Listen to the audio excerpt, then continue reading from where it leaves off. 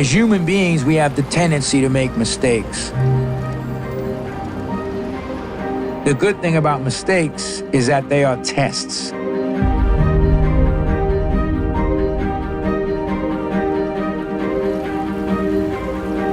Adversity builds character. Sometimes only when we suffer do we look for truth.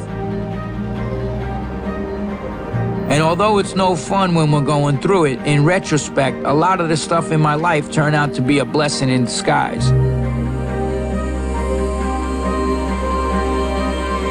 When most kids my age were just hitting puberty, I was out on my own, a 7th grade dropout running wild.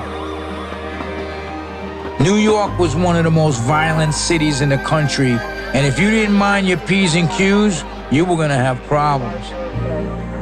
It was a town of outlaws, and growing up back then taught me some valuable lessons. Lessons that helped me survive in any situation, anywhere in the world. Wall Street in the 90s felt like the Wild West. It was the place to make more money than you ever dreamed of. Greed was good, and I wanted my share. A young man looking to prove myself and compete with the big boys. But my biggest enemy turned out to be me. When I was in New York, I don't know if I was ready to compete. I think I was still chasing demons of my own. I failed, so I went to London to start over.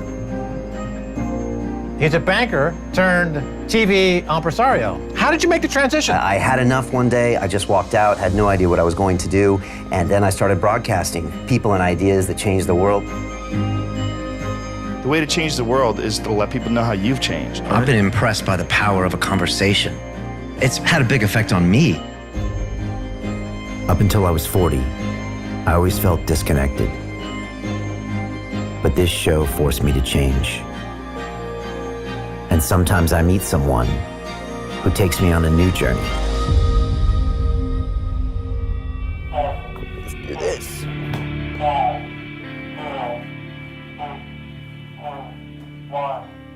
This is London Real. I am Brian Rose. My guest today is John Joseph, the musician, author, and triathlete, best known as the lead singer of the hardcore punk band, the Cro-Mags. Growing up on the streets of New York City, you survived abuse, drug addiction, prison, and later a violent stint in the Navy. You credit the Hare Krishna movement for helping you get through your darkest times. At 55 years old, you compete regularly in Ironman triathlons, raising money for charity, and you're here in London on tour with the Cro-Mags. John, welcome to London. Thank you, man. Thank you, Brian. Pleasure to be here. You wouldn't know it by looking at me, but when I left school in Boston, I moved to New York City in '93, and I was drawn to the East Village, right? I was working as a banker, but all my boys were living Upper East, Upper West, and I thought it was fucking boring as sin.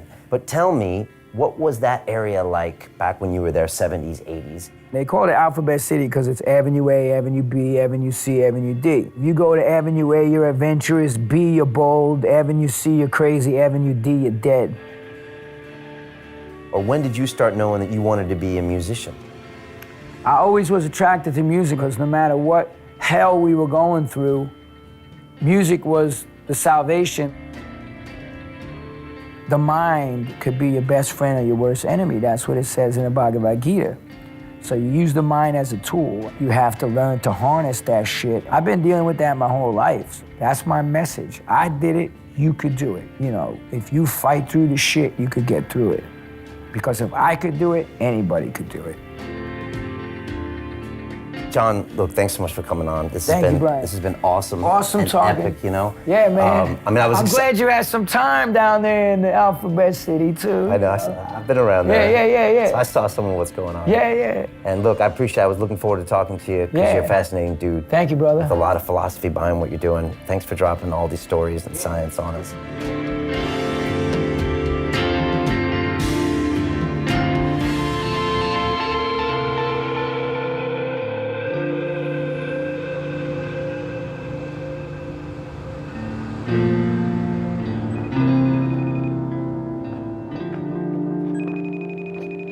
Greetings from the frozen apple called New York. Well, how's it going? Dude, it's going good, man. Your London Real episode's blowing up, buddy. Everyone's loving your vibe, your crazy stories. Talking all the old school stories, I know I brought back a lot of memories, fond and otherwise, for you, but I was thinking, I need to get that motherfucker over here, man. I got no business being in New York City, man. I was there, I spent 4 years there. There's a reason my ass is in London. You know my story. This city could chew you up, it could spit you out, but there's a lot of benefits, a lot of growth. You know what I call New York City? The ultimate bullshit detector. That's the way I remember that place, man. It just brought out the best and the worst. I mean, it was no joke for me, John. Some shit happened to me blocks away from where you were, and it wasn't all very nice. I ran from my demons, and they were always waiting for me. There's only one or two options. Yo, I'm gonna man the fuck up, and I'm gonna come, or I'm gonna be a pussy, and I'm flaking on you, and I'm gonna hide out with my little English friends over here, and, you know, drink tea and biscuits. Come on over and, you know, walk these haunted streets with me a little bit. Regressive therapy type shit, you know? Oh my God, John. I don't know, man. Maybe we got unfinished business, you and me. Let's see. That's on you now.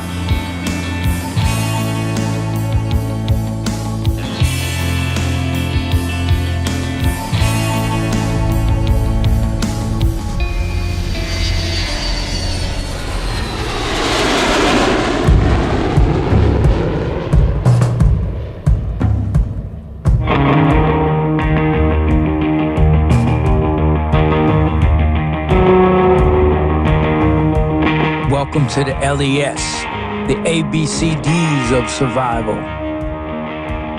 New York was a pretty dangerous place back in the early 80s. There was no East Village in Manhattan with its trendy little cafes, bars, and shops. It was called Alphabet City, the LES, or Lower East Sider, a drug addict's heaven filled with junkies, musicians, and your high-bred junkie musicians. The city's parks were hunting grounds where dead bodies turned up on the regular. There was never a dull moment and plenty of holy fucking shit. Call me a freak, but I thrived on it.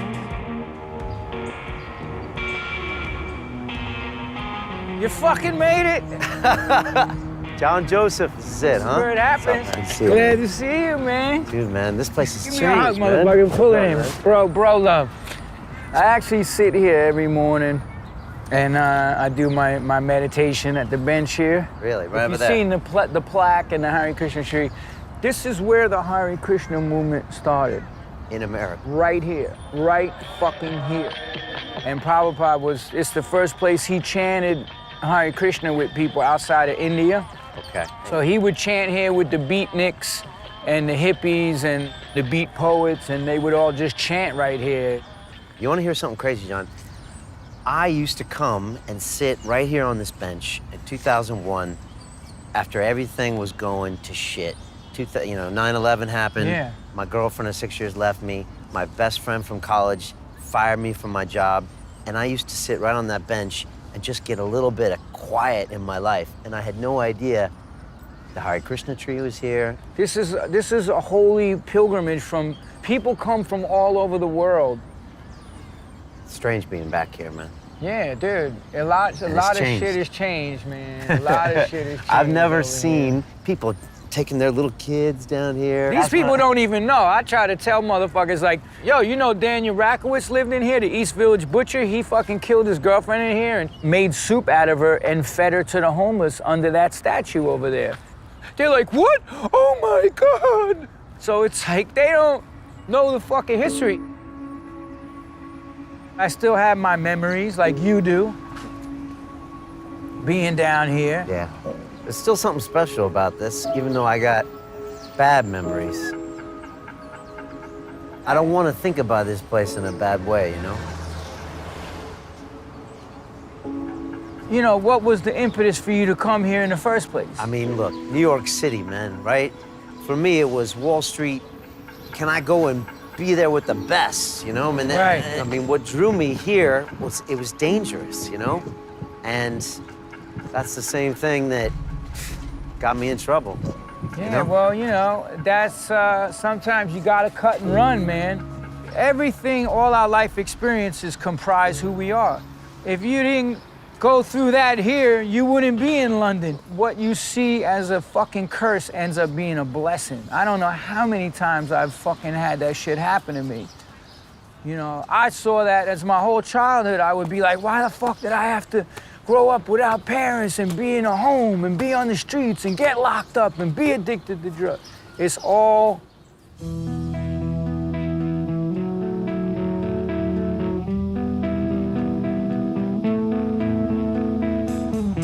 the future is unwritten. How you want to live your life is determined every single day when you open your fucking eyes. It was up to me to wake up every day and try to better myself. Okay, day one. What's my day one? I'm not gonna smoke crack today. And that was so fucking tough because I couldn't run. I had to fight my demons right here.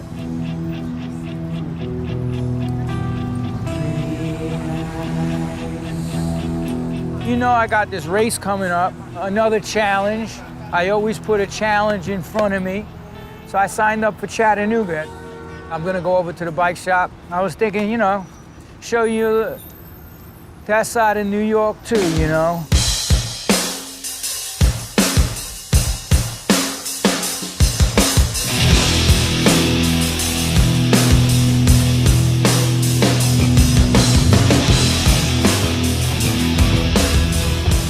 I got the machine over here. This is my Ace Mechanic. I love the shop because it's like my homeboys work here. It's like a fucking old school shop.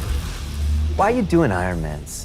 What it really is about beating down your demons every day, facing your demons. It's discipline. You gotta do shit when you don't wanna do it. And when you're at that start line, everyone's conquering their demons, man. I do it as a way for the motherfuckers that didn't make it out of all this shit. And to show the next generation you can do anything you apply yourself to.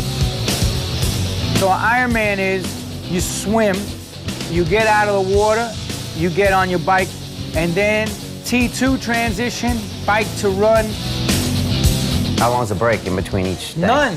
None. You don't take no fucking breaks, dude. There ain't no fucking breaks. You ain't checking your Facebook page. You get off, out of the water, you're fucking running to get your bike shit on. You're running, it's move, move, move, move. This is not Pussy Man, this is Iron Man. I didn't call you here to check out the bike. I called you here for a reason. And even when I first talked to you, I realized when you left New York, you was running from shit.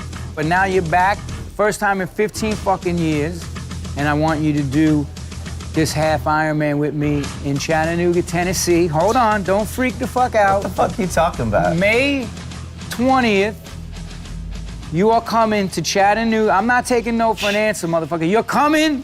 May 20th, You are that's coming. fucking 3 months from now. You are coming. I got London Rio, I got a full-time show, I got 2 young boys. I'm turning 47 this year. You already have that fucking mindset in here, dude. I see what you do.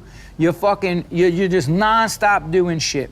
But this is gonna teach you a whole new level of focus. You're gonna fall in love with this sport. This is serious training, man. I'm gonna tell you what. You're here till Sunday. I want you to train with me. Starting tomorrow, I'm gonna just take you through some stages. Let's train for the next few days. Well, Let's that's see what what's we're gonna up. do, and have fun with it. Okay. No pressure. You're in New York. Don't go smoke no crack. I'll see you tomorrow, man. All right, bro. Peace.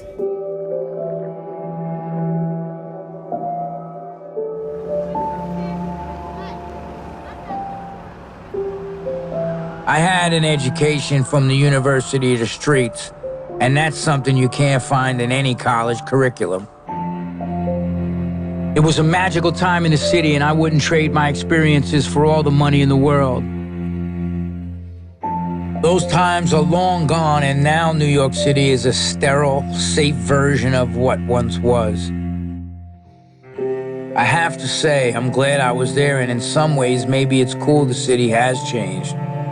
At least my mom can walk down the street without looking over her shoulder.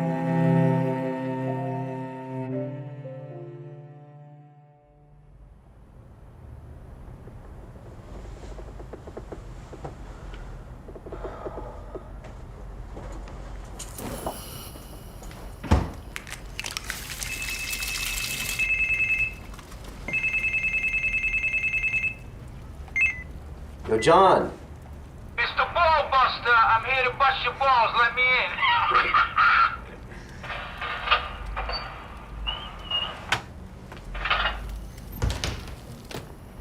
What's up? What's up, bro? What you got going on over there? What's that I smell?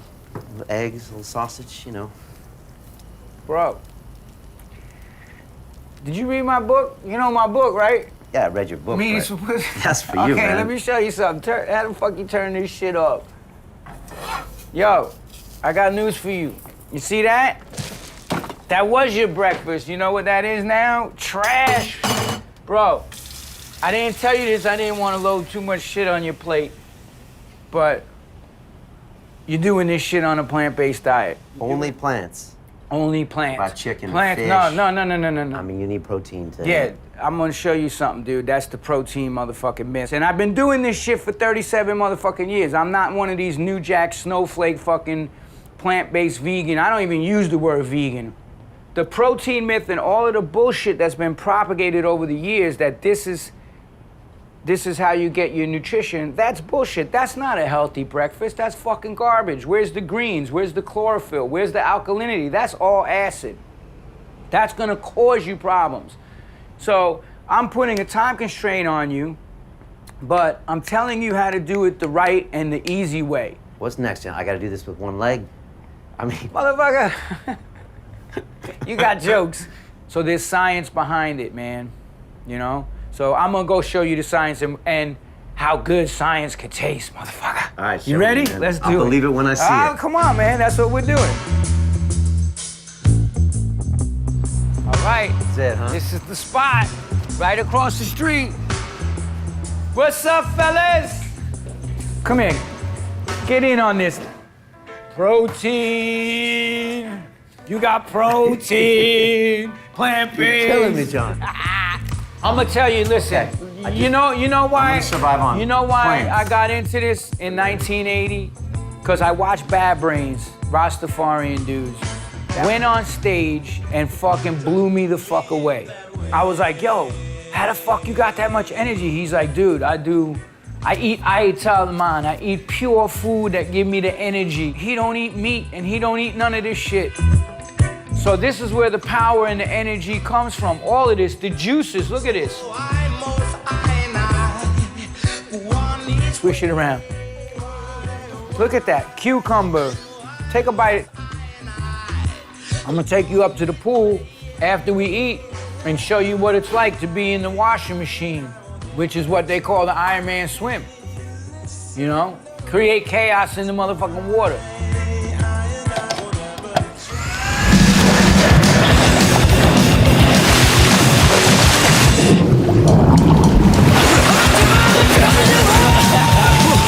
Under pressure reveals true character. What are you gonna do? I've had motherfuckers rip my wetsuit, grab my feet, pull me down, punch me in the face, break my nose with a kick, chip my teeth. It's really like the mosh pit in the water.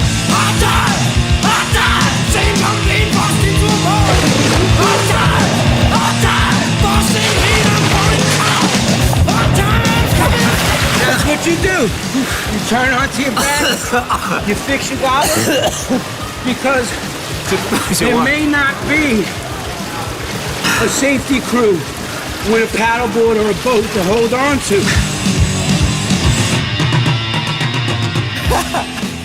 You wrestled in high school or what? Yeah. A strong body builds a strong mind. That's why I'm pushing you to do this race, because it teaches you that you could do anything you set your mind to and smash the limitations that we place upon ourselves.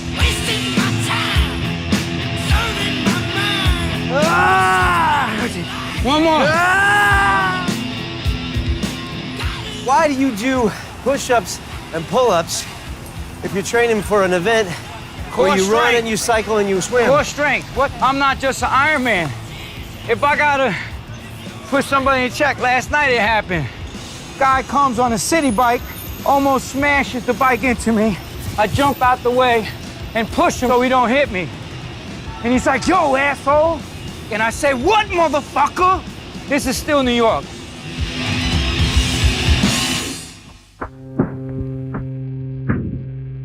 What does the billboard say? Come and play, come and play. Forget about the movement. That's the government's job. Keep you numb and dumb to what's really going on. Their tools of the trade: sex, drugs, lame rock and roll, alcohol, hip-hop, sporting events, cars, TV, newspapers, bling, and the other bullshit they stuff down our throats on a daily basis. The real revolution is all about throwing up the middle finger to this fucked up way of life and getting back to our original, blissful spiritual nature. What became clear to me early on was that punk failed in its mission of revolution for one reason: it offered no solutions. I've been on stage playing for 20,000 screaming fans and all that bullshit that happens. Fame, adoration, distinction, money, whatever the fuck. And honestly, the most peaceful time of my life where I just felt the most satisfied was when I was living as a monk.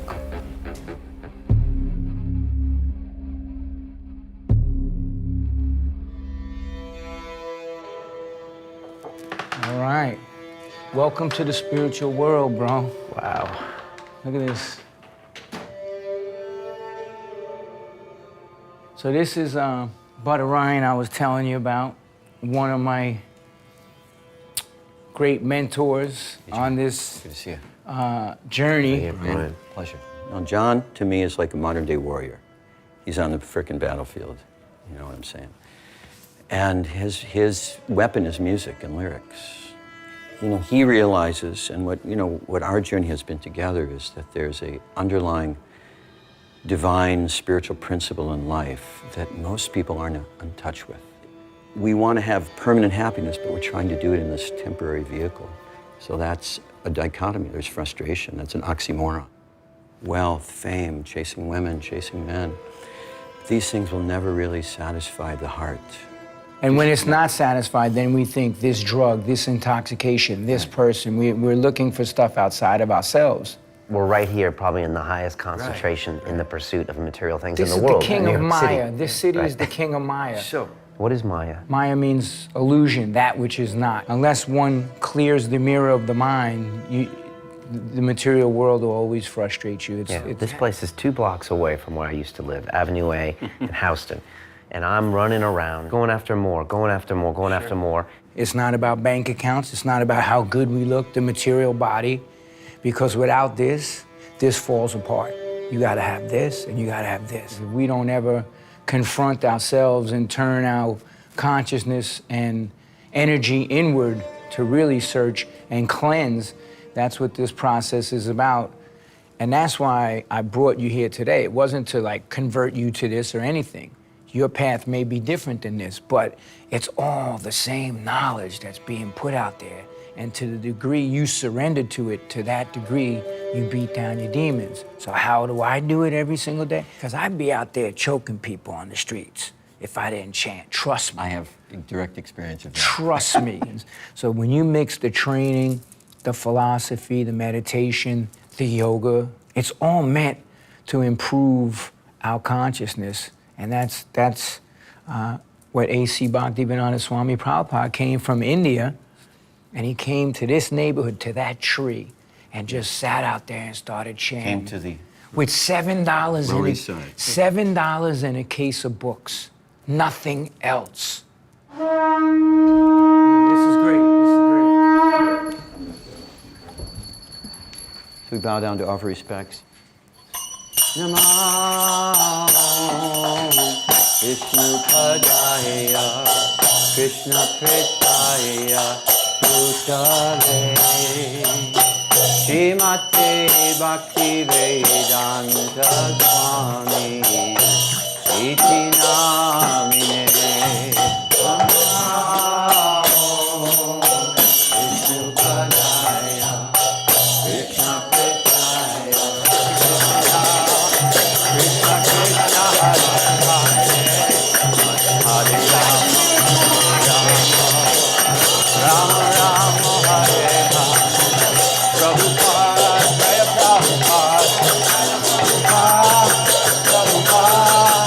Going up, Raymond, underneath.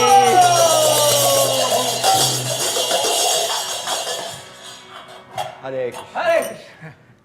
Om Vishnu Padaya Krishna Staya Mudaya Shrimati Bhaktivedanta Swami. After 2 years of crack, cocaine, and pills, and alcohol, when I went into the temple, I said, if you don't let me stay here, I'm gonna be dead. And they let me move in. And I saw the pictures. I just uncontrollably started sobbing. It was like a magnet. I was like, wow, this is like, these are windows to the spiritual world. I took what Prabhupada was teaching and I put it in the street vernacular, and everybody took to it. Cro-Mags' first album, Major Quarrel. That album would not exist without... Come from the Vedas? Dude, the whole album. You know, what we really need in this world is more artists that are putting out uplifting messages to the world. That's what's needed. You're doing it through this television, this London Real show. You're reaching a lot of people, you know. And, you know, you have that calling, man. I mean, I don't even know how I got here as far as that whole journey, you know. I just was, it's almost like I didn't know each step was getting me closer to, you know, to putting these messages out. And now that I think about it, even this black hole I fell into 2 blocks away from here, I think it is part of the journey, you know. I had to go that low to realize that that wasn't important to me. I'd almost die here. And then to start London Real when it wasn't a business, there was nothing, everyone was like, what's wrong with you? All my banker buddies laughing at me in London and like, what the fuck are you doing, you know? And then it's just like, and then it's just slowly trying to get these messages out to people, which ultimately is what is this all about. You know, all this comes back to the fundamental question, what is the meaning of human life? What is the meaning of human life? Just ask somebody that. What's life? What is life about? And see what they say. What is the human life about? What is the purpose of life? See what, if they don't have an answer, which most people don't, or it's a really dumb one, then that tells you something right there about where we're heading as a society. That's why everybody's so unhappy. Nobody sit down and talk philosophy.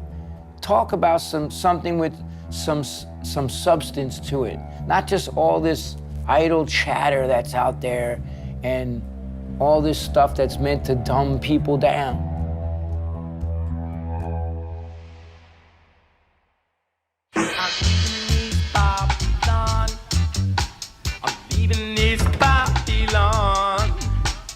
Will not be too long now. It will not be too long. I say my people are starving, but your money's running. This is the thing that can fuck athletes up. You could break a spoke. Your wheel could go out of true. You have to learn how to fix a flat. It's up to you. You gotta carry cartridges. What's up? What's going on? This is the one and only Brian. Samantha Murphy. Nice to meet you too. I've done 10 Ironmans and 2 Olympics and marathons without a coach. Since I've been working with you for what? 2 months. 2 months, yeah. My fucking times are going down, and I have the watch, and she's logged into my account. What's the watch? I have for you today.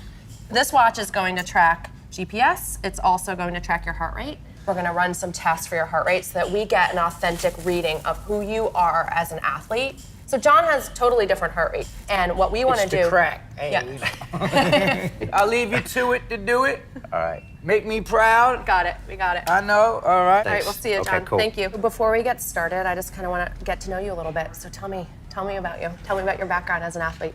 So as an athlete, well, I'm not an athlete, I wouldn't say. I do try to move every day, but you know, I do a lot of short burst kind of cardio stuff. I lift weights. I don't do any kind of endurance swim or a long distance run, and I haven't been on a bike in 20 years. One of the things, just based on just that small amount of information that you gave me that's very different, is that this is a long day. This isn't just going to work out for 40 minutes. I don't give a shit if you can run a half marathon. I want you to run a half marathon off of a bike, and that's a very different animal. I got 90 days to prepare for this. Yeah, it's not normally what I would want or do. I'd actually want a year. A year? Yeah, a year. All right. Ready? Yeah, I'm gonna Okay, change. let's do it. Okay, cool.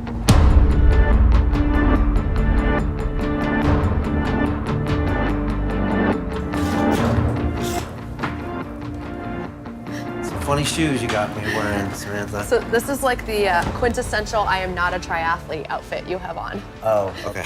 I just want to kind of run you through the gear since this is so new to you. Okay, and what do I do with these? Start to spin it up. We're gonna really focus on today is your heart rate. You're gonna just focus on getting this number as high as you can. Well, we'll never go above 200. 200. Okay, but if we get to 200, I know CPR. We're gonna go in 5, 4, 3, 2, 1. Hit it. Little bit of bend in the elbow and just relax. This is my relaxed, I think. Okay. You're focusing on the fact that you're about to kind of go to battle right now. How are you gonna confront the pain? How do you feel? It's a good burn in the quadriceps. Okay. Solid burn. Okay.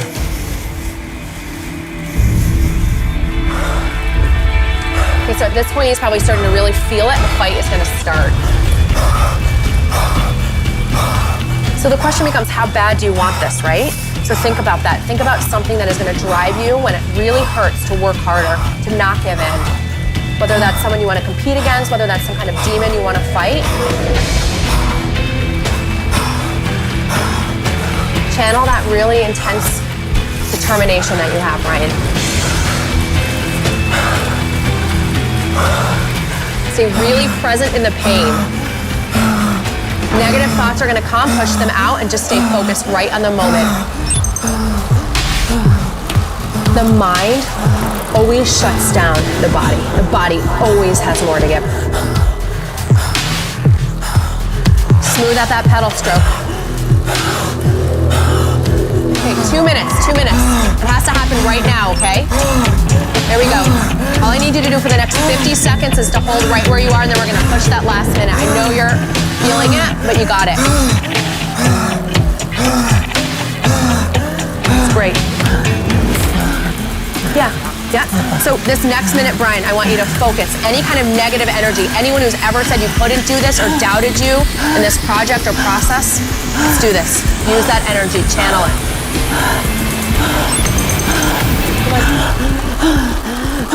45 seconds, this is it. You have absolutely no chance left to make it go harder. So you either do it now or you've wasted your time.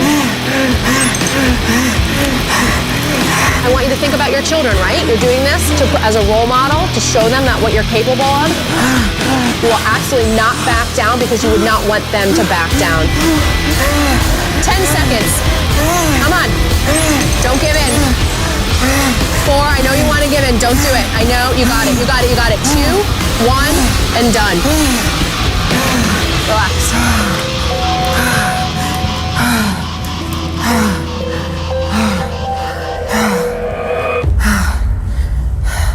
Let's get him some water. I got to see some more demons. How was that? It was fun to see them. That's great. Here. Okay, so talk to me a little bit. So yeah, lots of flashbacks. I felt like I almost was gonna cry there. That's good. Minute 5, just trying to think of the people I don't want to let down. Yep. It's funny when you ask me who wants me to fail and who's always told me I can fail, that doesn't motivate me. Doesn't motivate you, okay. When I think about me failing and all the people I let down, and when I let myself down, okay, that's what really, for good or bad, makes me motivated. Okay, so that's good. That's a good lesson for me as a coach, right? Yeah. Right? And I'm in New York where I failed a lot. Yeah. So that's what was going through my mind. Good. But already, right? Like, huge wave of emotion, right? As soon as you start to push into that next threshold, and now you can totally see, this is why John does this, right? Because he likes to cry. But if you never push yourself in life like this, then you kind of miss out on so much stuff. Yeah. I'm not exactly sure why John is doing all this, you know? Yeah. I don't really know, but yeah, I'm glad he's doing it, you know? Yeah, yeah. I mean, John is like, he's a teacher. He actually likes to teach people. Okay, 5 minutes, then we're gonna go again.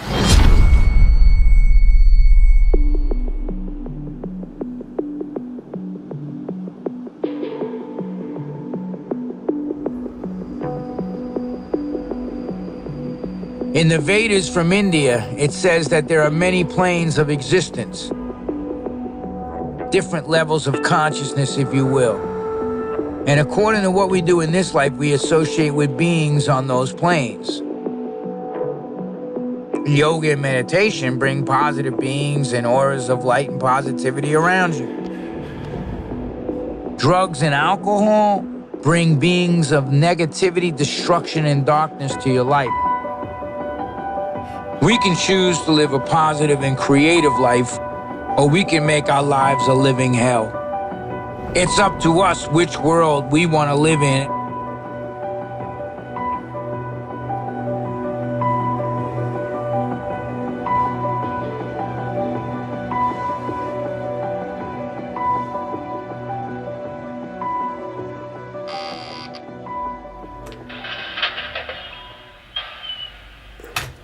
Yo. What's up, brother, man? What's going on, man?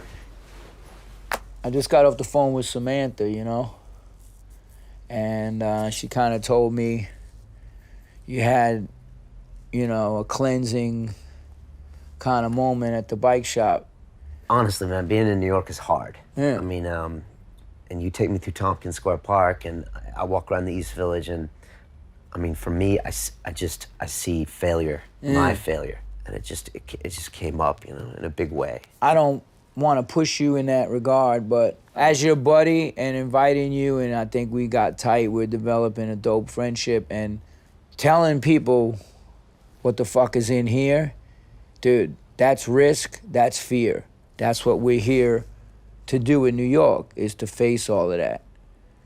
You know how hard it was for me to admit that I was sexually abused as a kid for fucking years? You know, when I wrote my book, I would get to that point where I was talking about the foster home, and out of fear and embarrassment, I would skip over that. And then I went to Robert McKee's story seminar, and I said, you know, Mr. McKee, as far as a protagonist having things and secrets done to him of shit that happened as a kid, and he goes, stop right there. He goes, child abuse is the #1 cliche in film to get people to have empathy for a character we could otherwise give two shits about. It's not what happens to somebody, it's what they do as a result of it. You need to do what I did to really make this whole trip worth it. I don't know how to tell this story, but it's probably two stories, you know? It's this kid, grew up in California, nice family, suburbia, you know, nothing like what you went through, what you grew up with. Went to MIT with these crazy smart-ass guys, competed with the best, got straight A's there, and it was on. And then boom, recruited to Wall Street because they wanted those engineers and those mathematicians to go down there, and I'm gonna be the millionaire, the 10 millionaire. I want to be an MD before I'm 30, and I'm hanging out with all the guys, and all these expectations on me, from me. So you got that overachiever mentality. Yeah, big time. The other side of the story is, you know, Brian starts drinking, starts light drinking, starts drinking every night. And I don't know if it was to get away from my own brain, because my own brain is always like, that's not good enough, that's not good enough. All A's? Fuck that. Next, you gotta do better. So I get here to this crazy ass city, and I see my buddies passing me by, and I see myself not getting to where I wanna be, and it's all relative, but you know, I failed in this city.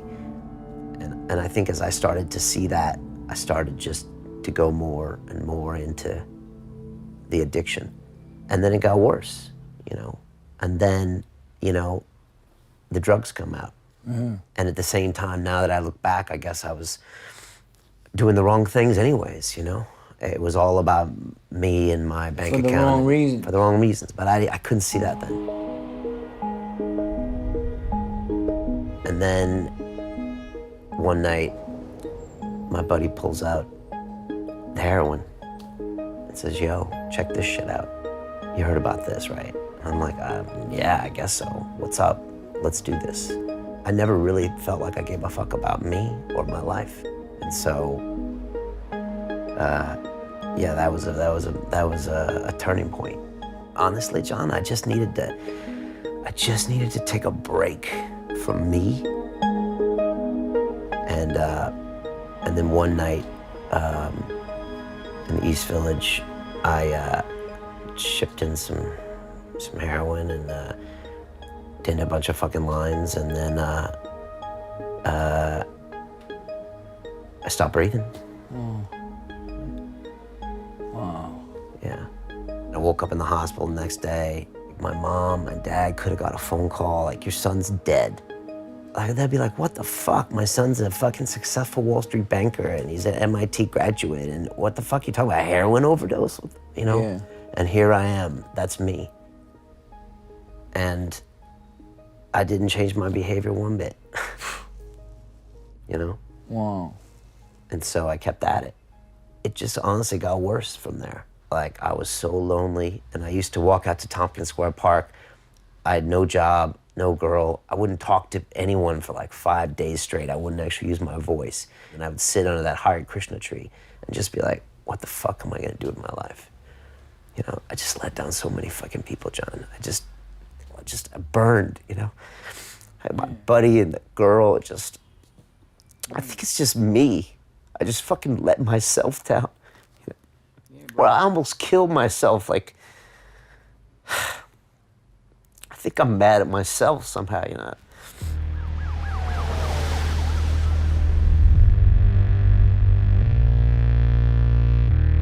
What was the turning point?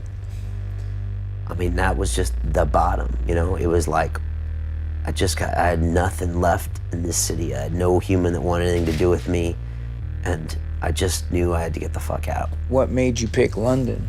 I had been to London before, and I knew that city, and I was like, maybe somebody there will give me a job. So you just went there with nothing. I emailed. Nothing set up, nothing. I You just emailed got some the people fuck and out. said, can anyone give me a job? And I landed in London on January 2nd or 3rd, 2002, and that was where I started to rebuild my life. I'd actually never touched that shit again. I don't know how. I was really fragile. If you would have seen me, like, a breeze could have probably knocked me over, but I got a job and I just literally started rebuilding myself, and it took me years. You clawed yourself out of a deep ditch. I've never talked about this. Yeah. So like, and I mean, my girl doesn't really know, my parents don't know. You know, when that shit happens, I'm very grateful to be alive, you know? So every day it's an important day. Having gratitude that you're fucking above dirt, you should fucking thank your lucky stars. Gratitude equals attitude. When you develop a spiritual power, nothing in the material world could touch you. Look at the lotus. Where does it exist? Comes out of a stem, and it exists above dirty water, and it's never affected. Be very fucking diligent in your life, and that comes through sadhana. Sadhana is your practice every day, whether it's yoga, meditation, or whatever it is you do. The physical challenges that come with doing an Ironman, or, you know, to me, that's a spiritual process too. That's what left the old John Joseph McGowan in the past. Did I slip up? Fuck yeah, I did. Did I give up? Fuck no.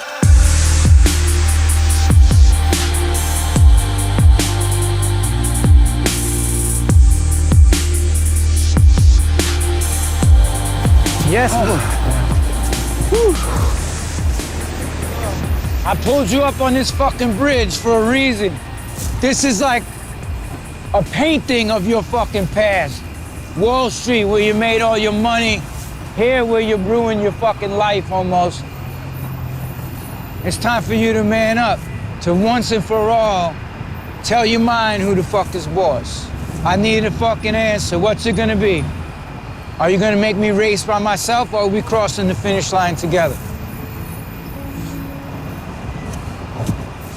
Fuck it, man. Let's do this. All right? That's what I want to hear. That's an investment in my time and your time to make this shit happen.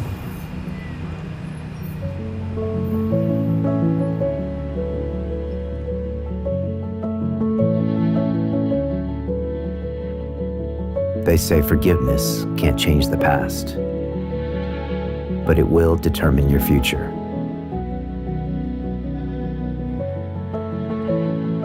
I made a lot of mistakes in this city, but if I can cross that finish line, I can finally forgive myself. It's hard to imagine that 16 years ago, I took this same flight alone, nearly dead.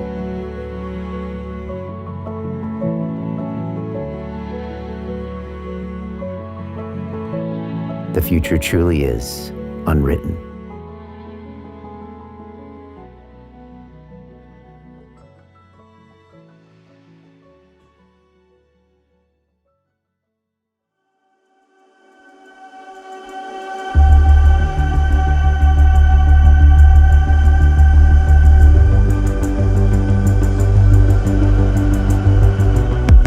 I want to push you to become an endurance machine. From what little I know of you so far, it's intense.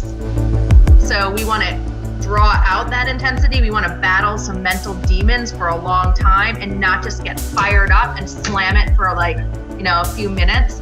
Another huge piece of this whole thing is that shit's gonna come, that we didn't plan for on race day, and you're gonna have to adapt, and you cannot get negative, because negativity never, ever, ever works out. You can have a healthy dose of anger, but Ironman is literally about consistency and adaptability. And if you nail those two things, you'll have the race of your life.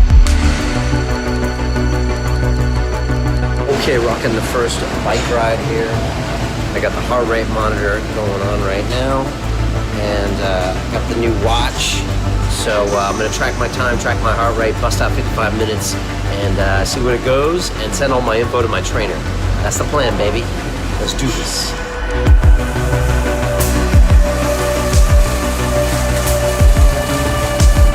There's gonna be some times when you're not gonna be comfortable, and you're gonna have to kind of deal with that. Oh, man. Now off to the treadmill.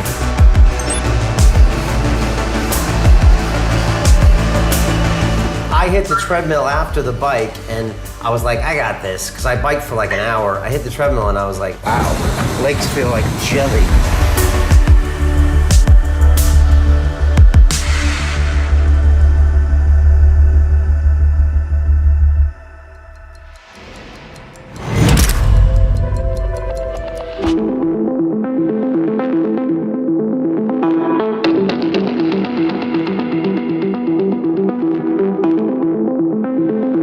Hey. Hello, how are Brian, you doing? I think I need a bike.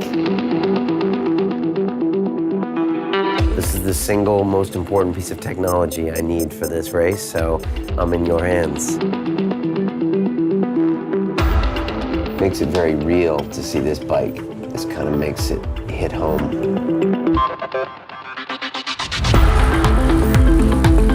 You're used to running. You're a newer cyclist. You're not used to that suffering yet. And we're gonna teach you to suffer really hard on the bike.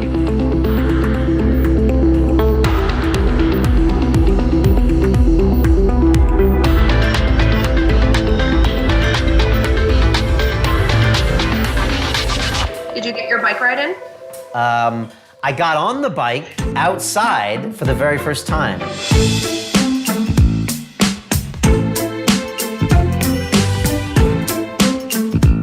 But it was just really around the neighborhood here. I didn't get any kind of time in. So, Okay. And that was just because of filming, so. Time has to happen. How long is it gonna take me to finish this thing? You know, I don't have quite enough data yet. I need to see some solid bike rides on an actual bike, but I'm hoping, you know, somewhere between the 6:30 range or less. The time is irrelevant if you're not mentally there.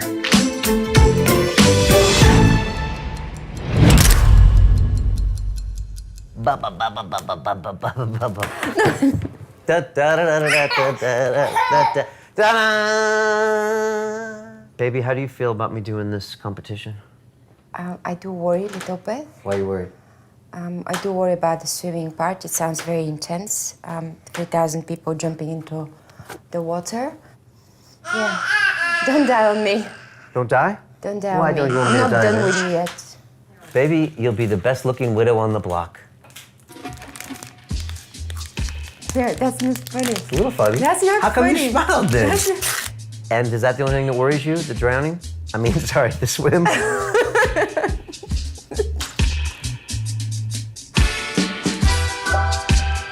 Baby, how does it feel cooking for a vegan? Well, it's a challenge. It's something that I haven't done before.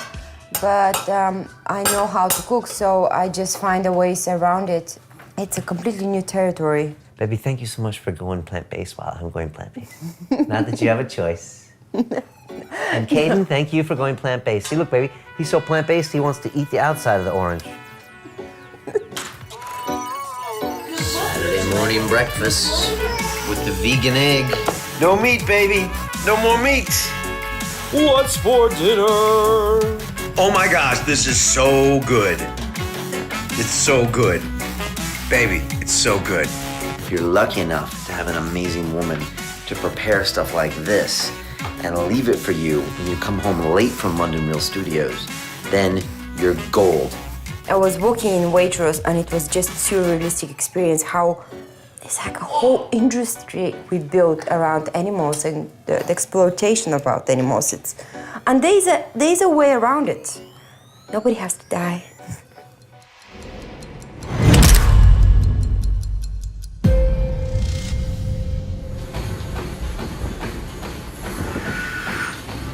Ironman training's no joke. It's all about like putting maximum effort in every day, right?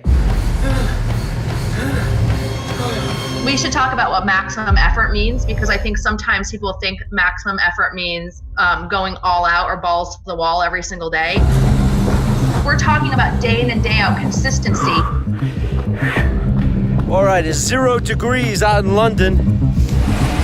If you're pushing yourself as hard as you can every single day, especially if you're a masters athlete, you're gonna be wrecked. And you're gonna miss the next day, and you're gonna miss metrics on the bike, and you're gonna be destroyed in the water.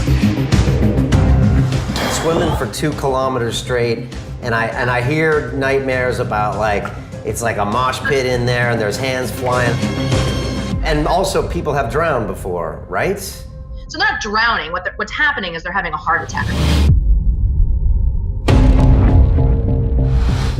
You know, just to kind of throw John into this, like, he's good at this sport because he's good at suffering for a long amount of time and kind of like taking punches and just going with them. Last question is, how much do I have to pay you to beat John Joseph at this race? You know, truthfully, the answer to that is I don't want you to worry about that. It'll just screw with your head. But do this. When you wake up and want to miss a workout, remind yourself, he's not missing a workout, okay? No excuses, baby.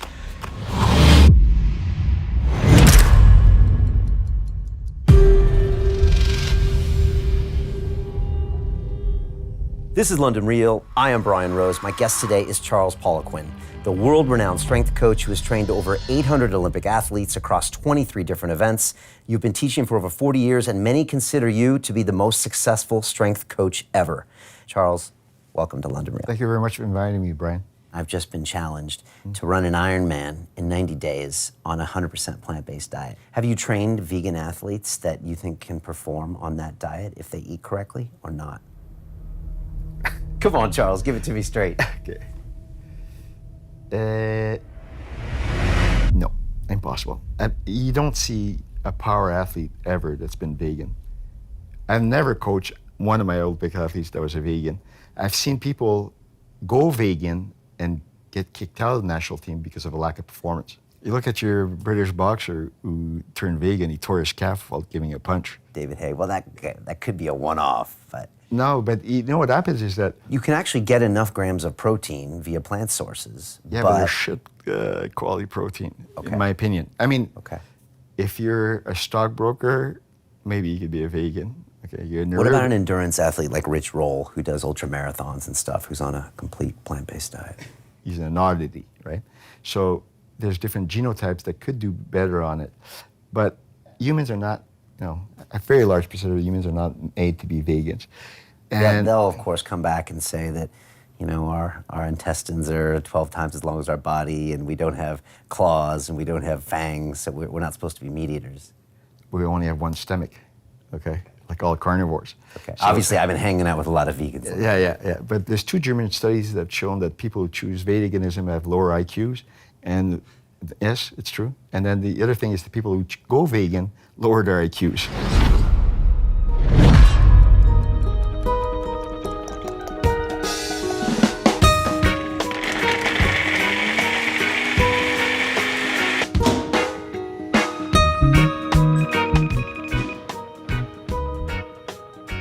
Yo, what's going on? What the fuck? Dude, I'm a little concerned about the diet, you know? All right, that's what I want to tell you right now. No, I had this guy in here on London Rio. What was that guy's name who said impossible? So this guy, his name's Charles Poliquin. He's trained like 800 Olympians. He's been around for a long time. He's an old school strength guy. And he's like, Brian, you can't do this without meat and meat. Bullshit. Bullshit. Bull fucking shit. I'm doing it. You see what I'm doing. I'm 56 motherfucking years old soon. Impossible is a word in a fool's dictionary. He needs to shut the fuck up, because there's people doing it and they're crushing it. Look at Rich Roll. Look at Brendan Brazier. Look at guys who hold world weightlifting records. The world's top athletes are going plant-based, and they're kicking motherfucking ass. Okay, folks, about 3.5 hours in here. I'm supposed to do 70 kgs, but KMs, I mean. But I'm going for motherfucking 90. Fuck it. It's been rainy. My feet have been frozen for at least an hour and a half. But I don't give a fuck. I'm feeling good. My guest today is Rich Roll, the American author, public speaker, plant-based nutrition advocate, and vegan ultra-endurance athlete whose Men's Health named as one of the 25 fittest men in the world. It's a lifestyle that checks all of those boxes. It's better for the environment, it's better for your health, it's certainly better for the animals. And you can go out and kick ass in any athletic pursuit you desire. It seems like this is a new chapter where you're getting comfortable sharing the heroin use. You're married and your wife didn't even know. Of course not. Yeah. That's a horrible, shameful part of my past. Like, I had tried to write some things in the past and then try to think if I ever going to explain this to someone, but I couldn't think of a good reason. And then with this whole process, it really came out naturally. How did she take it? Well, I can't even confess this to her. I need to make the episode of IRONMIND to confess it to her.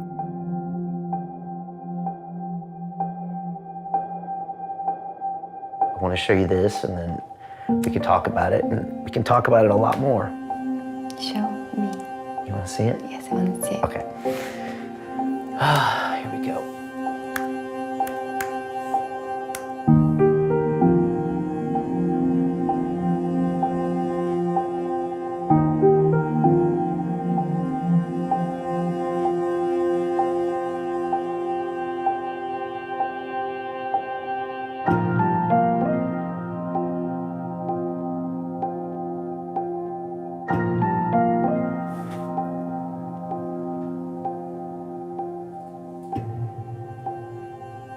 What do you think? Come, baby. It's made you who you are. You're so strong. You're so strong.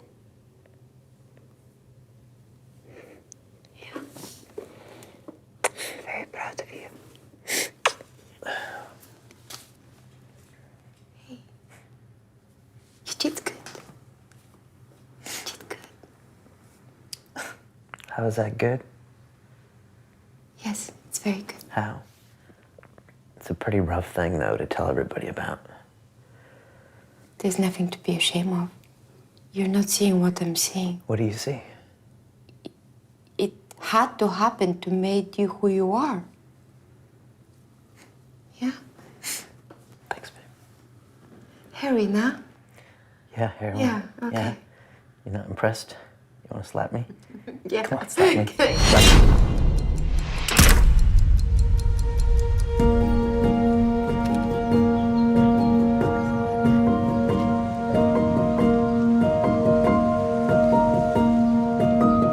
Oh, man. Feeling a lot of gratitude these days. Grateful that my 46-year-old carcass can keep this up. Grateful that I have people like John, Joseph, and Samantha in my life. Grateful that I have the whole team at London Real putting out this amazing messages. Grateful to be alive. Grateful for my family, my beautiful sons, my beautiful daughter. Oh.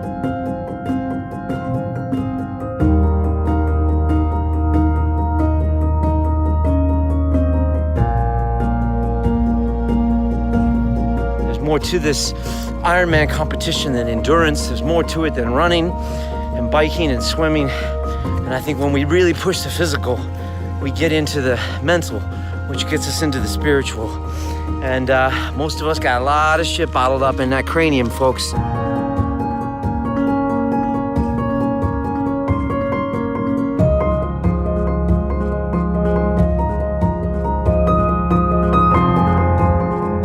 I can already see myself crossing that finish line, you know, and it feels amazing. I'm thinking about all the people that got me there. I'm thinking about all the people from my past 20 years ago that I fucked over. All the things I did wrong in my life, all the things I did right in my life, all the love, everything.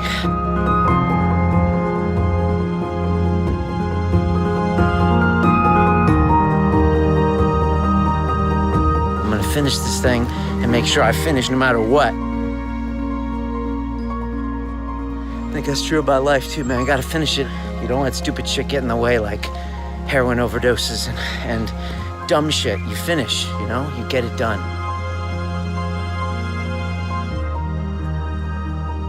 Let's finish. Let's finish life, you know?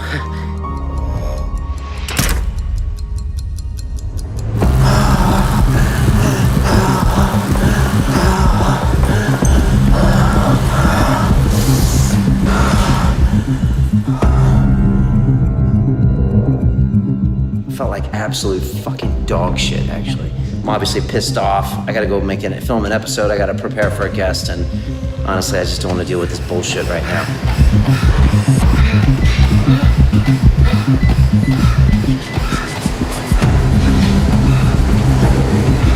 I can't lie. Yesterday was a shitty day, and I sucked, to be honest. The past 4 days, I just feel overtrained. I just feel really run down. I can't seem to eat my way out of it or sleep my way out of it.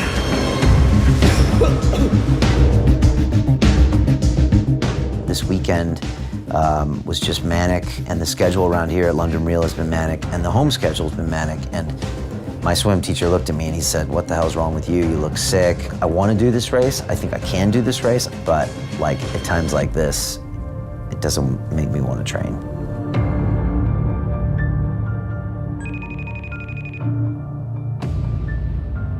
What I need you to work on more than anything is how you deal with frustration when it doesn't go perfectly, because that's going to be reality on race day. And I can see that sometimes you get angry. And anger can be a really powerful motivator, but anger can also stop you dead in your tracks. What are my coping mechanisms for when things are frustrating? And you already have to know what those things are, because I can't imagine that in life, if things get frustrating, you know, you've had to figure out how to deal with it without being angry. And if not, then you probably should do it now.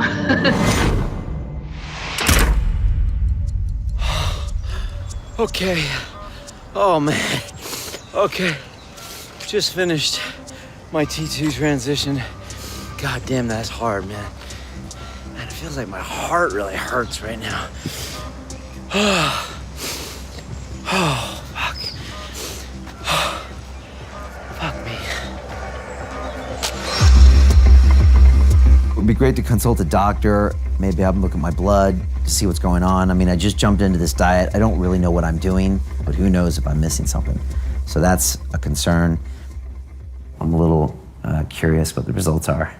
And by the look of your face, I'm a little worried.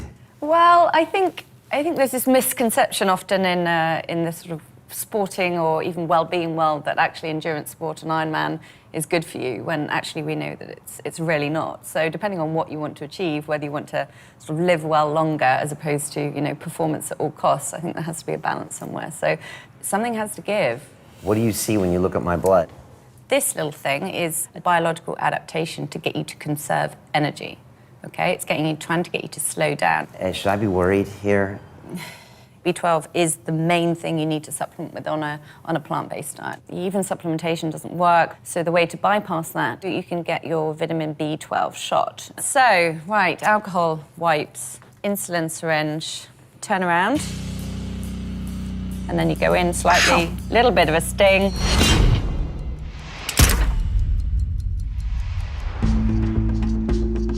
My guest today is Dr. Gabor Mate, who specializes in neurology, psychology, and psychiatry, as well as the study and treatment of addiction. You spent 12 years in downtown Vancouver in clinics treating patients challenged by hardcore drug use, and you've used the plant medicine ayahuasca for addiction treatment. Dr. Mate, welcome to London Real. Pleasure to be here. You were really in the trenches in downtown Vancouver, and you saw what I think most people don't see. I think we see the Hollywood version of what addiction looks like, or we see what we'd like to think it is, but you saw what it really is. And I was wondering if you could tell us what you saw and what you learned. So addiction is manifested in any behavior that a person craves, finds temporary pleasure or relief in, but then experiences negative consequences in the long term and doesn't give up. I said any behavior. I didn't say drugs. Could be drugs. So I'm going to ask you now, by that definition, Brian, have you ever had an addictive behavior in your life? Yes, many. What did you like about it? What did it do for you? It gave me temporary relief. From? From the pain I was feeling, usually related to interacting with my fellow humans. Okay. Or how I felt doing that. Okay, so you had the emotional pain that was triggered for you by interaction with people. And maybe even with being myself as well. You weren't comfortable in your own skin. I think so, yeah. Okay, fair enough. In other words, the addiction wasn't your problem. Your problem was that you had a lot of emotional pain you didn't know what to do with. So really what it was is that the addiction came along to help you solve a problem you had no other solutions for at the time. And that's the case for all addictions. So why do people engage in addictions? Because they have deep emotional problems they don't have the means to resolve on their own. I was a drinker and a drugger who used violence to numb the pain I had inside. I knew I had to get off this train headed for disaster, but I didn't know how. Every day it slowly ate away at me, and every day I numbed it with more alcohol, drugs, and fights. So let me go a little deeper on what I was thinking about when it came to my addictions. I think I was getting away from me, who I think was driving me to be the ultimate best. I know that this was a stupid behavior. It was a temporary fix that I usually paid for dearly the next day and repeatedly paid for. And the more I did it, the more I think my self-esteem dropped a little bit because I couldn't control this about myself. And so it wasn't until I started doing this show and I had a first ayahuasca ceremony and I was crying so much that the tears were going down my eyes and dripping down off my ears. And I still remember the tears dripping off my ears. And I was going back, I was visualizing a 7-year-old boy. And this was me when my parents divorced. And this was this little boy that was building up all these walls around him because he had been hurt so much. And so for me, it was like no one's getting in the rest of my life. And maybe, was it my attempting to excel in the world was to show the world that they needed me, you know, so maybe that's why I went to MIT and got the job in banking, these kinds of things. Well, it's an archetypical story. So first of all, you're hurt as a child, and then you have to compensate for it. Because children interpret the world in those narcissistic ways, that whatever happens is because of me. So you failed to make your parents happy. And of course you're uncomfortable with yourself. That's a lot to deal with. Then you just develop this idea that I gotta do it all myself. I'm on my own. I think I had a self-destructive nature just because of what happened to me in my childhood. I always felt inadequate, you know, that I didn't matter.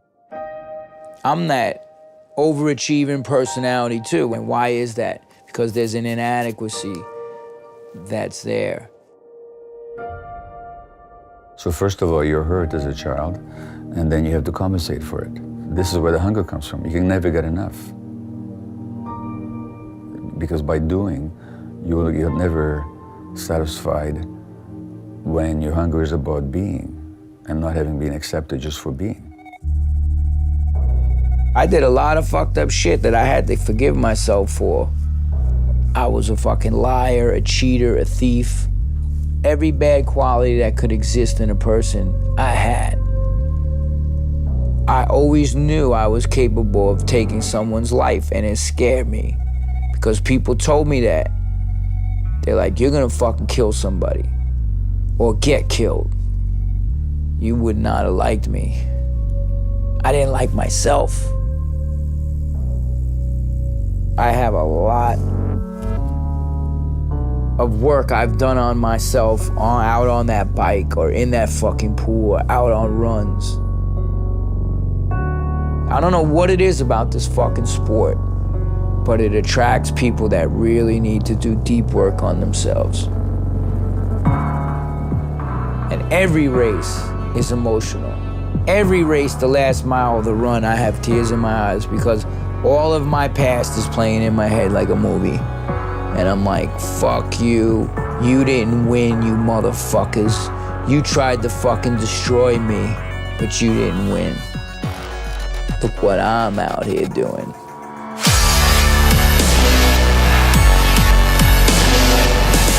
The future is unwritten.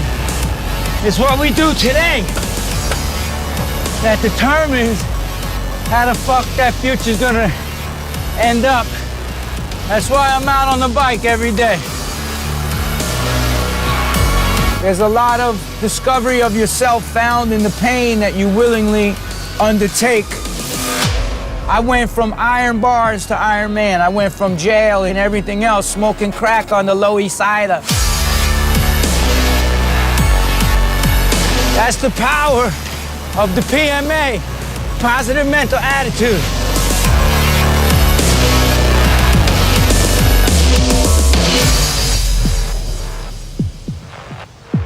The way the world is, and even the way you are, it's not your fault.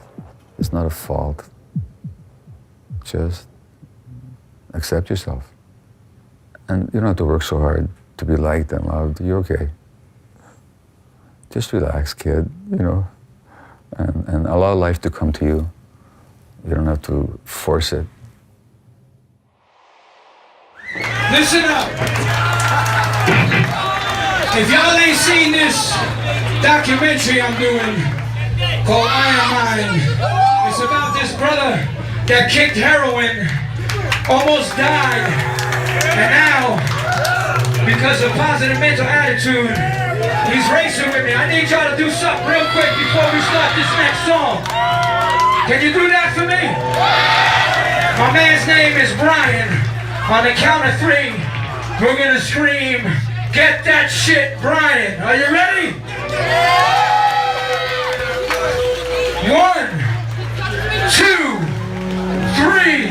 Get that shit, Brian! This one's called Signs of the Times.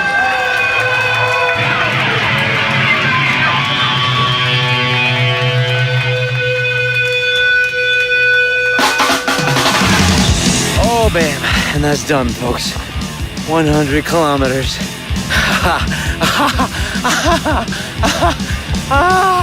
Chattanooga, I'm fucking ready for you!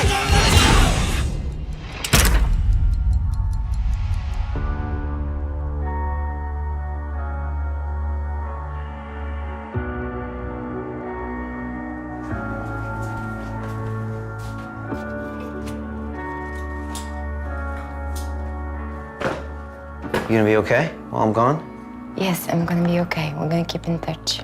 Okay. Are you mad you're not coming? Yes, Why?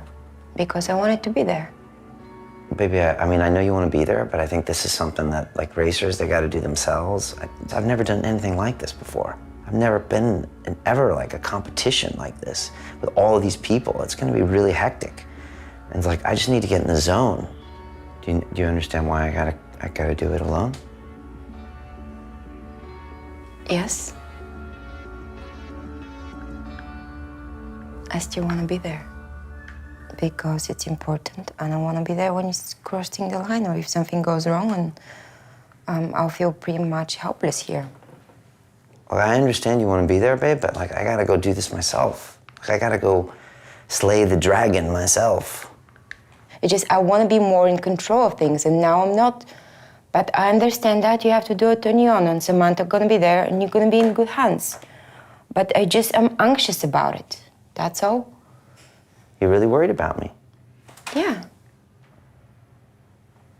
I'm gonna be happy when you come home with a smile. Okay, I will. I promise. I'm gonna come home alive with a smile. Promise? Yes, I promise. And I'm finishing. Okay.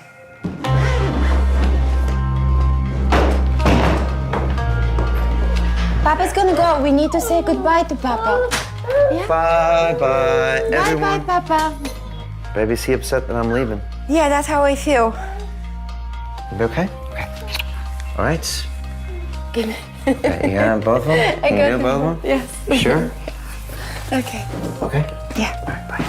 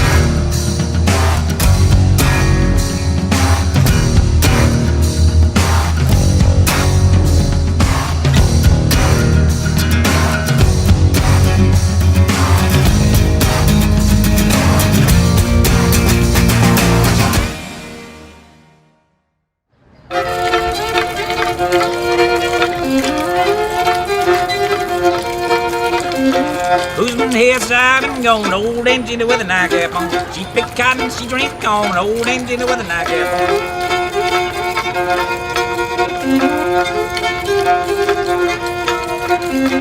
Great big catfish, you ought to go and see them. Down in Chattanooga in the Fish Museum.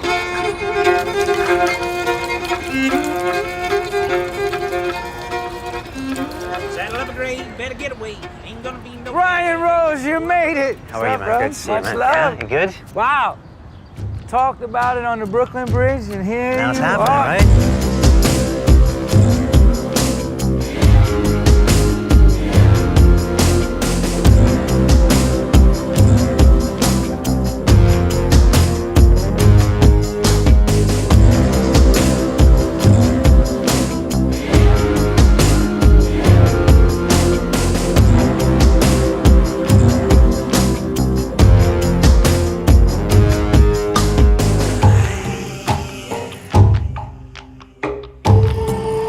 It's hot. I know, it's unbelievably Oh my hot. gosh.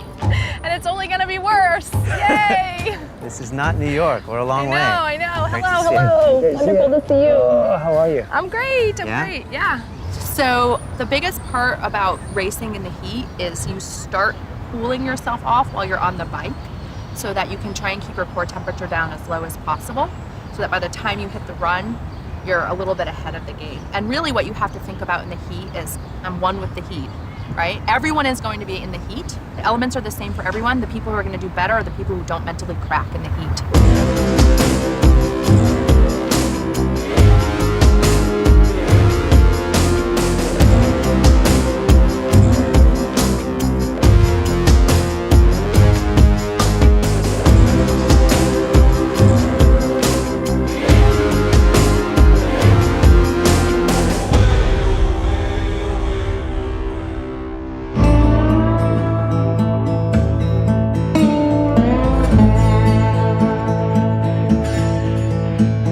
So what is the plan So for the plan today is that we're gonna do what's called course recon. We're gonna drive the bike course so that you get a feel for what the roads look like.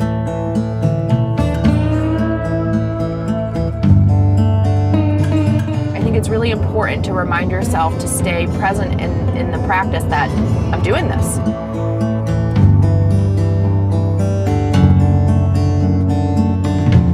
John, what do you think about when you're out here?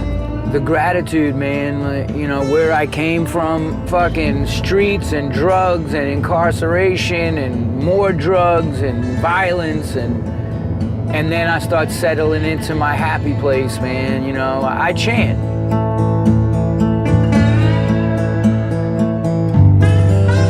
When I get in a tough place, I think about things like how hard and how like relentless my daughter had to be to learn how to walk, right? That constant fall, that image of falling down and getting back up.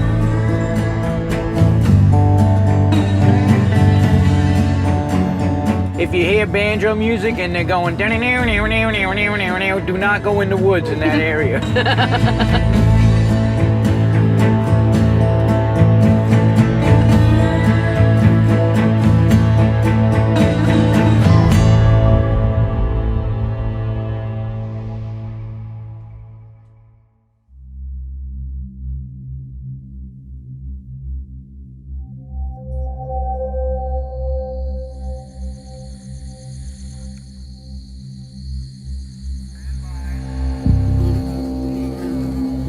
In the morning,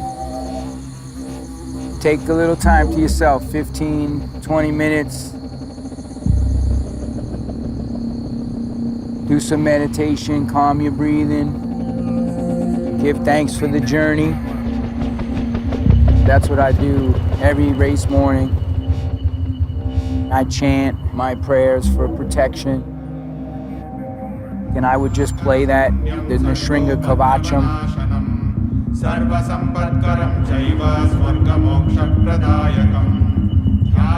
you're going in the elements, man.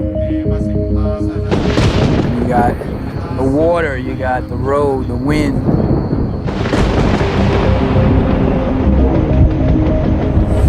He protects souls on the path.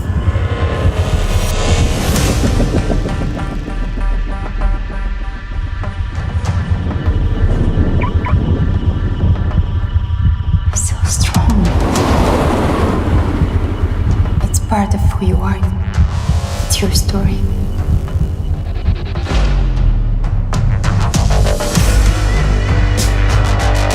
It's time for you to man up. To once and for all, tell your mind who the fuck is boss.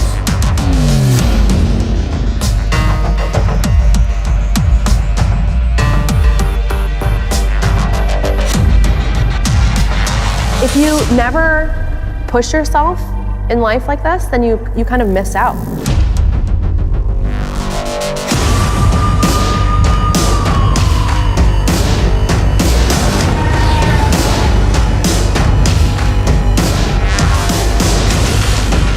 You have a worldwide audience right now that's inspired by you. So that's why you must finish.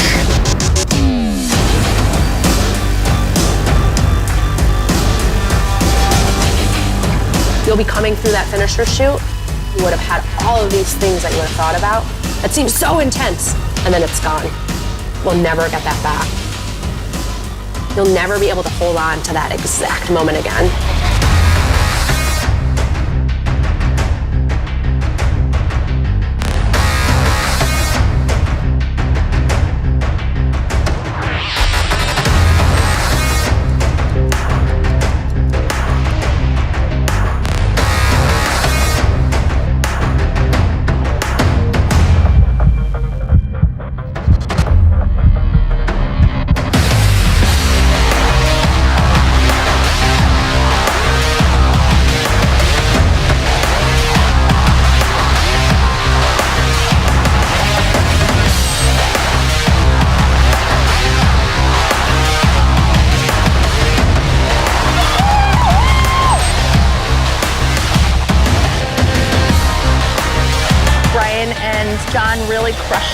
can see that Brian swam 30-50. That's a super solid swim.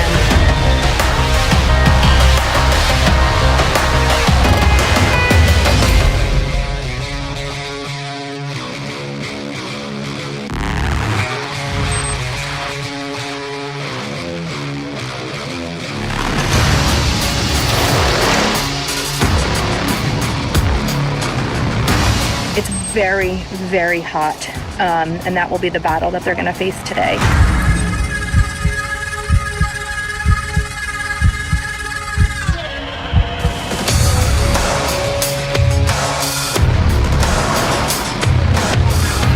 He's halfway through the race on the bike. They're riding almost the exact same pace.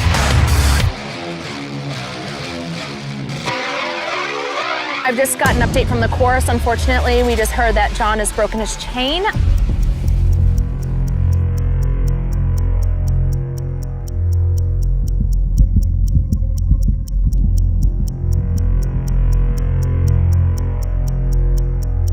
Reality is, once you click over the halfway, you have this kind of big feeling of like, okay, I'm over halfway done. But then those miles from 30 to 40 to 50 can be a little bit tough.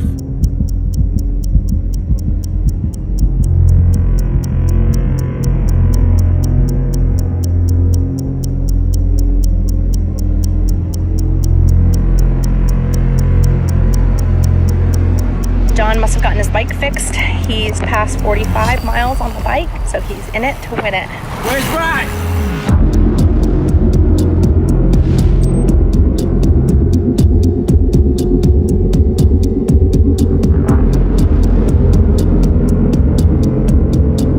This is really where the suffer starts, to be honest, because it's hot and you're close, but you're never close enough. Come on! Let's go!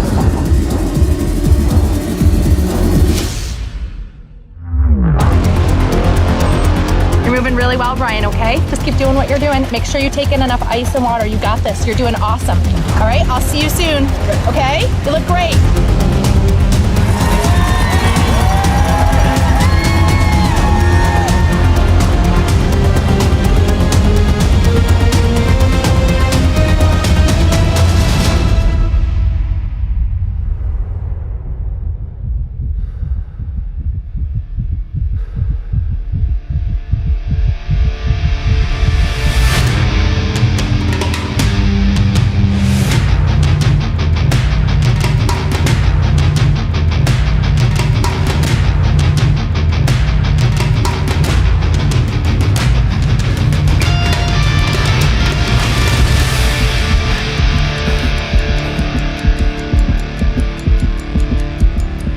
Brian Rose.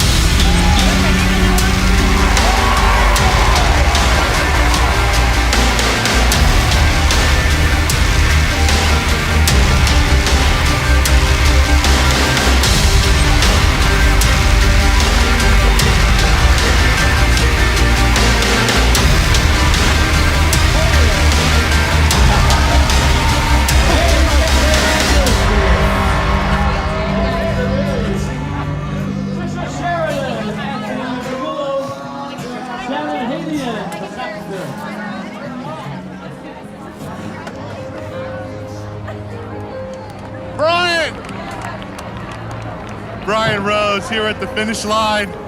Brother, come here.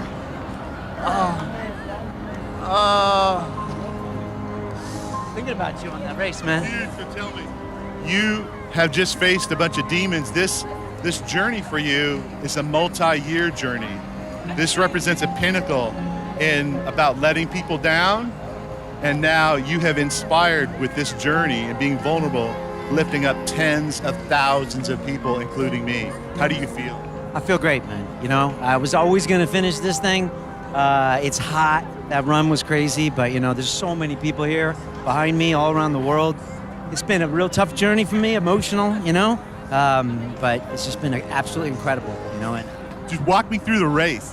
What was it like for you? Were you nervous? I mean, you've never done this before. You know, I never done it before. I just tried to remain calm, you know. I was kind of calm all week, which is weird. I put in a lot of training. You know, the swim, once I got on there, it felt good. The bike, I did my best time ever, under 3 hours. And then my legs started cramping up, my hamstrings, and I had a slow run. Although I think I beat John Joseph. And so So it was a run was just brutal. My stomach was really hurting. But I didn't stop. I just didn't stop. I saw people walking. I was like, I'm not walking. I made myself that promise. I got a 3-page email last night from Dan Pena saying, leave it all on the course. And so that's what I did on that bike. I was like, you know what? Fuck this. I'm leaving it all on there. So yeah, it's been a great journey, man. It's been awesome.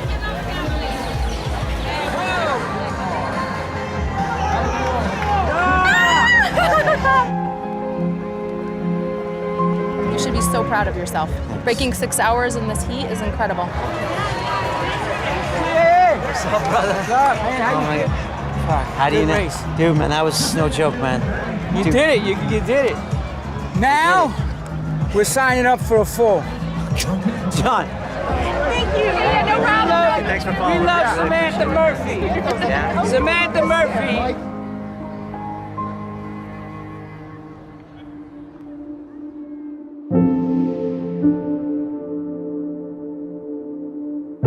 The instant you reach your goal, that beautiful emptiness, that Zen moment of no desires, a fleeting few seconds of peace after months of suffering. And I just want to say one thing. Yes. Congratulations. Yes. To Mr. Brian Rose. First Ironman, he killed it. Beat my ass. And, yeah, he put the work in. 100% plant-based. His whole training camp under Samantha Murphy. But there it is.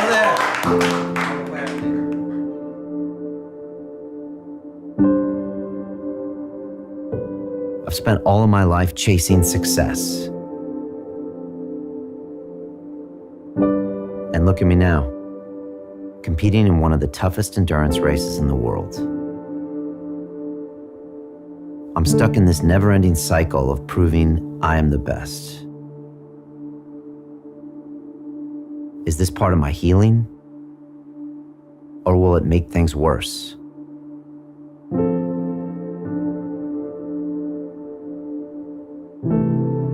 You're on such a high racing, and your endorphins are going through the fucking roof. You're putting in months and months of training to bring to that plateau, and then it's like you're just emptying the tanks. But it's like a thing. You're like looking for like, okay, how do I get back to that? I mean, I'm just trying to get my head around this challenge thing, because kind of guys like us are always like, what's the next challenge? And what's the next challenge? And like part of that got me here, so I respect it. But then part of me also wonders, can I be happy without those challenges? No, I can't. Because if we as humans are not tested, then we don't advance. Those tests are put there to force us to push through shit. Like, people that are like try to avoid challenges and being tested, they're not getting anywhere in life. By willingly placing yourself into difficult situations, you advance. You're already locked on to that next race in 6 months. And then you mentioned it to me right after the race, and Samantha did too. And look, I mean, I'm a goal-oriented guy. I think it's a beautiful thing. But then part of me also wonders, am I still searching for the next challenge? And does there need to be some peace somewhere in between where you're just happy being you? Is this not itself some kind of addiction in itself? Sure, but to do what you love, you know, there's destructive addictions. If you don't replace the negative things in your life with positive actions, meditation, and all this other stuff that goes hand in hand, you're just gonna keep falling victim. Why does my brother constantly keep relapsing into drugs? He called me right before this race, I'm dying. Fuck you, you don't even call me anymore, I'm fucking dying. And he is dying. You know, he's dying because of the choices he made. Hit the bottle, do the pills, do the drugs, eat the bad food. That's the thing about choice. You know, I was talking to that guy, Dr. Gabor Mate, and he's always saying that, you know, a lot of this stuff goes back to childhood trauma. And, you know, look, compared to your life, I didn't have any trauma, but when you're 7 years old, everything feels like trauma, you know? And I've just been thinking about my own, like, childhood traumas, and, you know, I know you said that part of the reason you probably went into performing and stuff was because like feeling inadequate. But do you ever think about that and forgiveness and how that affects your life going forward? I mean, there's the two dudes that did that shit to me in that home. I've never encountered them before. I even went back to the foster home and knocked on the door. And I'm glad they weren't there because I think when I do see them, it's like I'm gonna be like, yo, you put your hands on me and did this shit when I was a kid and couldn't defend myself, but now what? And I think that's gonna be there. I'm not, you know, I could try to speculate however I'm gonna act toward that, but I already know what's gonna happen. What's gonna happen? I'm gonna fucking snatch him up. I'm not. What would Prabhupada say about that? Prabhupada would say that a child abuser should get his ass kicked. I don't have that inner strength to be like, oh yeah, okay, you did that to me, I forgive you. Nah, no. So you're human. I'm human, man. I'm just as human as anybody else. The real growth was that I gave up that hate because I just moved on to another place of indifference. You could say it's worse, but I say it's what I had to do. You know, just block them out. And that's not to say if I don't see whoever, I'm not gonna, that's street New York, fucking, I'm like a fucking Irish motherfucker from the Lower East Side. I'm not gonna not say nothing.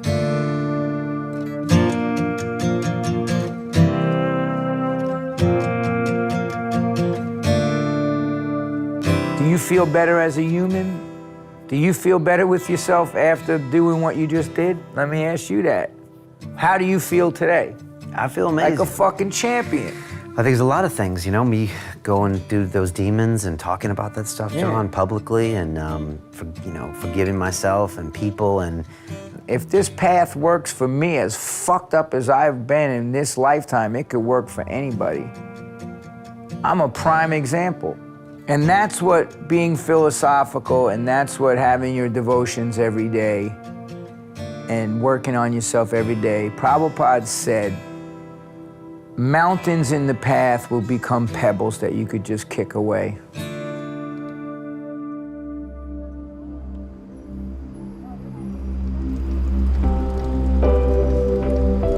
Evolution is a never-ending pursuit. It is a series of little events that add up to a greater change. Every struggle, every hardship, every drop of blood, every tear was a lesson. And that's why if I have one message to give, let it be the code by which the true warrior lives. Never give up.